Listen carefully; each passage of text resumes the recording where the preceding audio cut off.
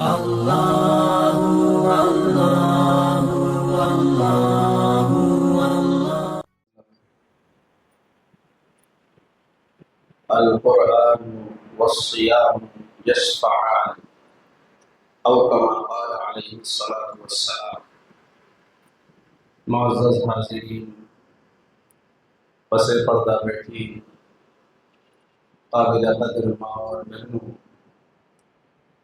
اللہ کے نبی حضرت محمد مصطفیٰ صلی اللہ علیہ وسلم نے یہ خبر دی ہے کہ آج تو ہم اس دنیاوی زندگی میں جی رہے ہیں، اور ایک دن وہ آئے گا کہ ایک ایک کر کے ہم سب ختم ہو جائیں گے، اور ایک وقت وہ آئے گا کہ ایک سور پھونک کے سب کو ختم کر دیا جائے، جسے قیامت کہیں گے اور نفخ اولا کہیں گے۔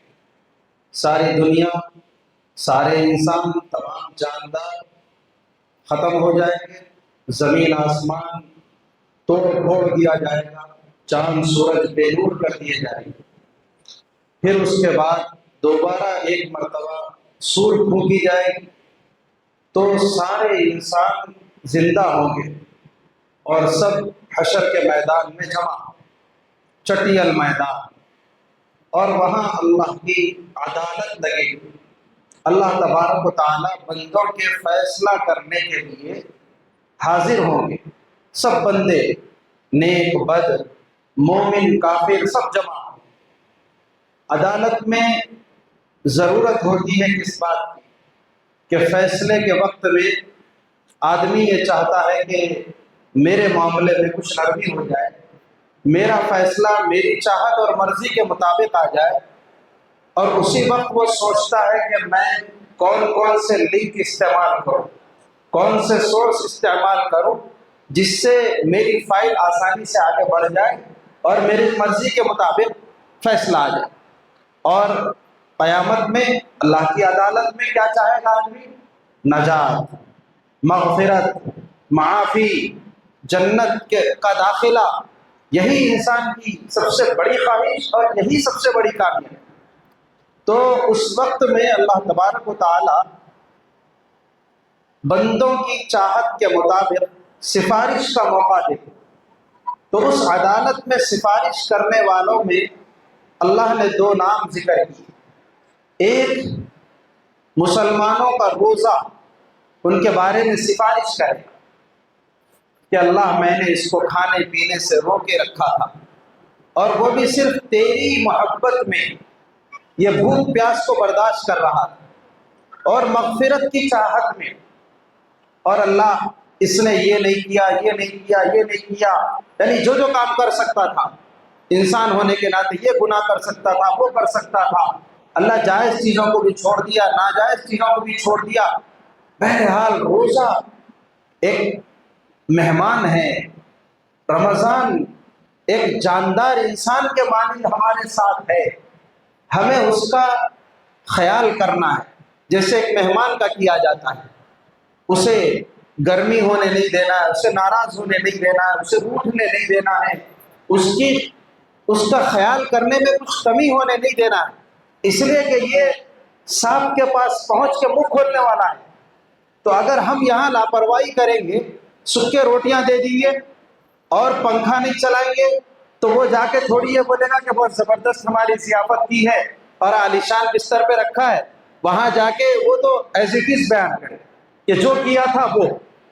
تو اب ہم دیکھ لیں کہ اپنا روزہ کس طرح رکھ رہے ہیں، جھوٹ، غیبت، بدنگاہی اور گناہوں کے ساتھ ٹائم پاس کرتے ہوئے، تو یہ روزہ وہاں جا کے وہی منہ کھولے گا کہ اللہ یہ روزہ کیا رکھا تھا، یہ کولو کے بیل کی طرح تھا، اس کے منہ کو بٹی لگا دی گئی تھی، بس کھانا نہیں کھاتا تھا، باقی نہیں کرنے کے سارے کام کرتا تھا۔ اب دیکھ لیجیے، آپ جانے یہ جانے، اب آپ کیا فیصلہ کرتے، میں تو زیادہ کچھ نہیں بول سکتا، اس لیے کہ باس کے سامنے زبان کھولنے کے لیے جو ہوا ہے وہی بولنا پڑے گا۔ دنیا میں بھی کیا ہوتا ہے، بھروسہ مند وزیر بادشاہ کے سامنے اگر کسی کی سفارش کرے گا تو اس کے جو ایکچوئل حالات ہیں وہی بتائے گا کہ بادشاہ سلامت، یہ بہت غریب ہے، اسے گھر دے دیا جائے اور اس کو اس کی ضرورت ہے۔ اگر غریب ہو تو بولے گا، اور اگر نہیں ہے بول دے گا تو پھر بھروسہ ختم ہو جائے. خیر دنیا کے بادشاہ کو تو چکما بھی دیا جا سکتا ہے لیکن اللہ کو کہاں. تو وہاں ہم جو کر رہے ہیں وہی بولیں گے. روزہ اور رمضان ہمارے بارے میں ویسے ہی زبان کھولیں گے جیسا ہم اس کا خیال رکھیں گے. اور دوسرے نمبر پر قرآن. چونکہ رمضان کا مہینہ قرآن کا مہینہ ہے تو قرآن کو بھی اللہ نے اسپیشل سفارشی بنا دیا ہے کہ چل بھائی تو بول اس بندے کے بارے میں کیا کرنا ہے. تو اب وہ قرآن بولے گا کہ یہ بندہ قرآن میں جتنا مشغول ہوتا ہوگا اتنا ہی قرآن اپنا اسٹیٹمنٹ وہاں رکھے گا, اپنا بیان رکھے گا کہ اللہ یہ تو بڑا عجیب بندہ, نہ دن نہ رات ہر وقت یہ قرآن پڑھنے ہی میں مشغول رہتا. میں کیا تھا, میں گویا اس کے دل کی بہار تھا. میں کیا تھا, اس کے غم مجھ سے چھٹ جاتے تھے. میں کیا تھا, میں اس کی زبان کی مٹھاس. میں کیا تھا, سب کچھ اس کی دل کی خوشیاں مجھے سے وابستہ ہے. تو قرآن اسی طرح کہے گا اور اس کے بعد اللہ سے لاڑ پیار کرے گا, نہیں اللہ اسے تو معاف کرنا ہے, نہیں اسے تو بخشنا ہے, اسے تو جنت دینا ہے. تو اللہ تبارک و تعالیٰ قرآن میں مشغول ہونے والے شخص کی قرآن کی جو سفارش ہوگی وہ قبول فرمائے اور پھر اس کی معافی اور مغفرت کے اعلان کرے. بڑے خوش نصیب ہوں گے وہ بندے جنہوں نے اپنے آپ کو قرآن میں مشغول کیا ہو. اور وہ بندے اپنے آپ کا جائزہ لیں جو قرآن سے یا برائے نام جڑتے ہیں یا جڑتے ہی نہیں. اب قرآن سے نہیں جڑتے ہیں تو کیوں نہیں جڑتے ہیں, اب یہ سوچ لیں. یا تو اس وجہ سے نہیں جڑتے ہیں کہ ان کو قرآن پڑھنا ہی نہیں آتا, تو بڑے افسوس کی بات ہے, عمر کا کتنا حصہ بیت گیا ابھی تک قرآن نہیں سیکھا.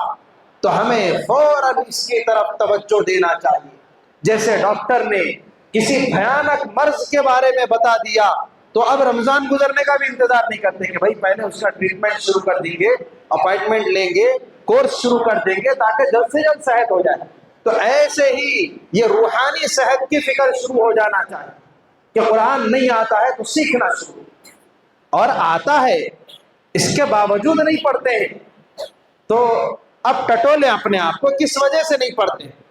اس وجہ سے نہیں پڑھتے ہیں کہ ہم کو لوگوں کے ساتھ منہ مارنے میں گپ شپ کرنے میں زیادہ مزہ آتا ہے, اور ہم ادھر فون لگاتے ہیں اور پوچھتے ہیں خیریت کیفیت ہو گیا, اب اس کے بعد شروع ہوتا اور سنائیے کیا ہے, اب ختم ہو گئی اصل بات.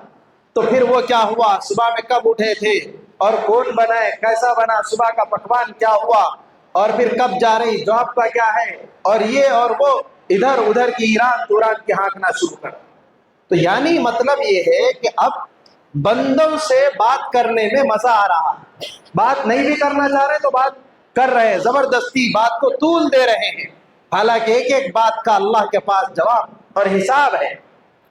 اور قرآن شریف پڑھنا کیا ہے, یہ اللہ سے بات چیت ہے, لیکن بدقسمتی سے اللہ سے بات میں دل نہیں لگا ہوا اور اس میں آگے بڑھنے کو جی نہیں چاہ رہا. اگر پڑھ رہی تو صبح میں یاسین شریف پڑھ رہے بند کر کے رکھ دے, پھر اب دوپہر میں اٹھے تو 2 رکوع پڑھے پھر بند کر, پھر 5 رکوع پڑھے بند کر دی. ایسا ہے. یہ کون ہے, یہ وہ بندے ہیں جن کا دل ابھی قرآن میں لگا نہیں. بزرگان دین یہ فرماتے ہیں کہ قرآن کے ساتھ مشغولیت یہ در حقیقت انسان کے دل اور ایمان کا ٹیسٹ ہے. جیسے مختلف بیماریوں میں مختلف ٹیسٹ ہوتے ہیں کہ کسی کے ہارٹ کا اگر صحیح ٹیسٹ لینا ہے تو 3-5 فلور چڑھا کے اتارو تو خود بخود ان کی سانس بتا دیتی کہ دل کیسے کام کر رہا ہے, کہ 2D ایکو اور یہ اور وہ 10 قسم کے سانس اور لنگس ان کے کتنے اسٹرانگ ہے معلوم کرنا ہے تو سوئمنگ پول میں ڈبکی لگاؤ, کتنی دیر اندر رہتے اسی سے پتہ چل جائے. بہرحال ہر چیز کا ایک باڈی ٹیسٹ ہے, اس میں پتہ چل جاتا ہے کہ ان کا یہ پارٹ کیسے فنکشن کر رہا. تو ایمانی اعتبار سے اگر دل کا ٹیسٹ لینا ہو تو دیکھو کہ بندے کی مشغولیت قرآن میں کتنی ہے. تو جتنا دل صاف ستھرا اللہ سے لگا ہوا ہوگا اتنا ہی وہ اپنا ٹائم قرآن پڑھنے میں اسپینڈ کرے گا, اتنا ہی زیادہ اپنے آپ کو مشغول رکھے گا. اس کے لیے اب کوئی کام بہانہ نہیں ہوگا. نہیں ڈاکٹر کے پاس اپوائنٹمنٹ ہے تو کیا ہوا, اگر ڈاکٹر کے پاس آٹو میں بیٹھ کے جا رہے ہو اور ٹیکنالوجی کی ترقی کا دور ہے تو موبائل تو ہے، اس میں قرآن شریف ڈاؤن لوڈ کر سکتے ہو اور چاہتے ہوئے قرآن پڑھ سکتے ہو۔ ڈاکٹر صاحب کے پاس چلے گئے اور وہاں کیوں میں بیٹھے ہوئے ہیں ٹوکن لے کر کے، تو اب آنے میں 20 منٹ، آدھا گھنٹہ، 1 گھنٹہ، تو بجائے اس کے ادھر ادھر ضائع کرنے کے قرآن پڑھنے میں مشغول ہو جا۔ وہاں ڈاکٹر ہماری توجہ بانٹنے کے لیے جو اسکرین لگا کے رکھتے ہیں تو ہم وہی دیکھ کے جو ہے اپنے دل کو بہلاتے رہتے ہیں کہ اس میں کبھی کارٹون دیکھ رہے ہیں، کبھی کچھ دیکھ رہے ہیں۔ اور اگر وہ نہیں ہے تو ہم خود اپنا موبائل نکالتے ہیں، نکال کے پھر وہاں کوئی گیم اور کوئی سیریل دیکھنا شروع کرتے ہیں۔ کیا کر رہے ہیں ہم، کس کے ساتھ مشغول ہو رہے ہیں؟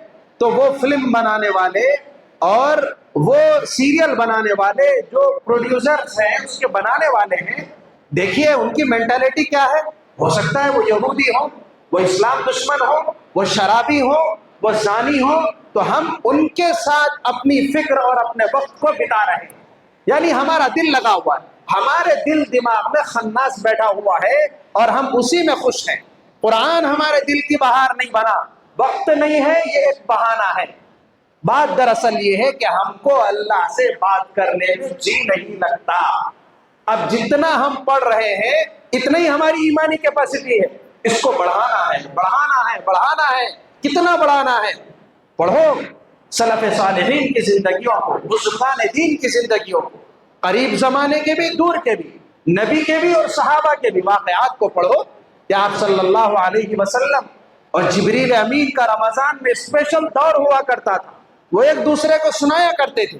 اور اسی کی نقل میں اور انہی ساری باتوں پر غور کر کے ہمارے اکابر بزرگان دین، امام بخاری رحمۃ اللہ علیہ، سیدنا امام اعظم ابو حنیفہ رحمۃ اللہ علیہ، اور بعد کے دور کے بزرگوں میں حضرت شیخ الحدیث مولانا زکریا صاحب رحمۃ اللہ علیہ، یہ سب بزرگوں کی زندگیوں کو پڑھیے کہ یہ دن میں ایک قرآن پڑھتے تھے، بعض 24 گھنٹے میں ایک قرآن، اور بعض صبح سے شام تک ایک قرآن، تو شام سے صبح تک ایک قرآن۔ یہ ان کے معمولات تھے، یہ ان کا دل آئینے کی طرح چمکتا ہوا تھا۔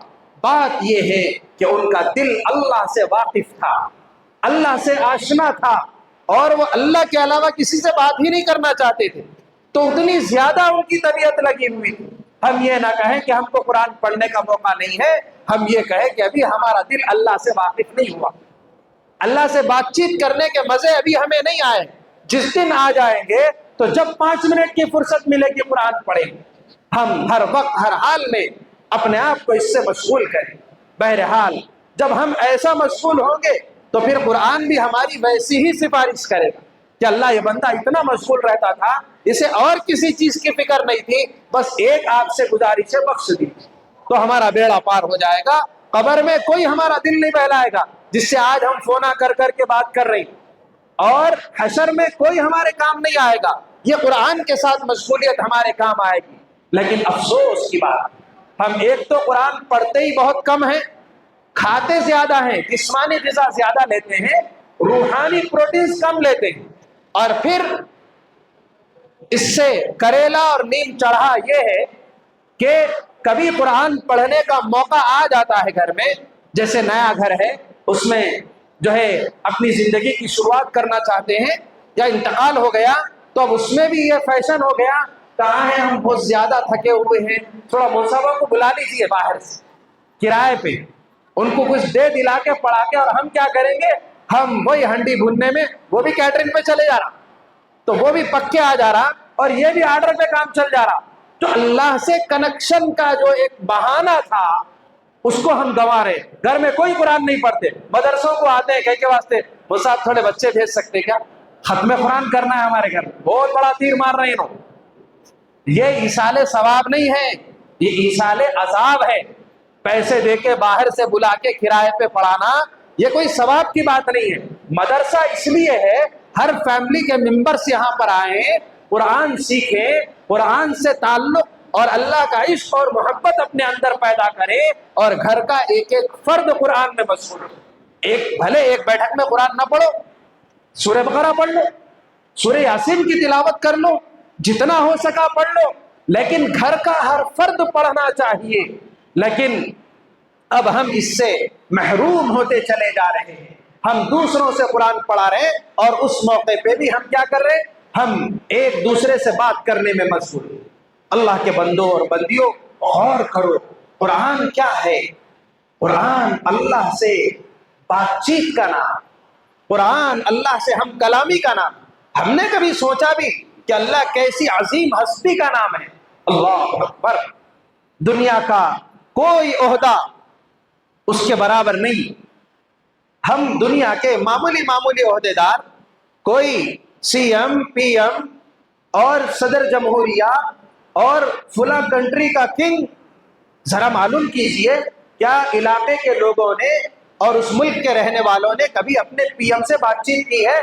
بس خالی فوٹو ہی دیکھنا ہے، ویڈیو ہی دیکھنا ہے۔ آج کے زمانے میں بات چیت کا موقع خال خال کسی کو ملتا ہے، باقی سب ایک دوسرے سے دور ہیں۔ جب دنیا کے حکمرانوں کا یہ عالم ہے تو احکم الحاکمین کا کیا حال ہونا چاہیے کہ اس سے تو دنیا کا کوئی فرد بات ہی نہیں کر سکتا۔ لیکن کیسے رحیم ہے وہ اللہ، وہ غنی ہے، وہ بے نیاز ہے، ان کو بندوں کی ضرورت نہیں، بندوں کو ان کی ضرورت ہے۔ تو انہوں نے یہ شکل نکال دی کہ ہر بندہ مجھ سے بات کر سکتا ہے، کسی کے لیے کوئی روک ٹوک نہیں، دن رات ہر وقت ہمارا دربار سجا ہوا ہے۔ وہ کیا ہے؟ وضو بناؤ، باطہارت ہو کے آ جاؤ، ہمارا کلام لے کے پڑھتے بیٹھو، بس ہماری ملاقات ہے، ہماری بات چیت۔ ہم قرآن کے عمل کی حقیقت کو اگر سمجھیں گے تو اب ہمیں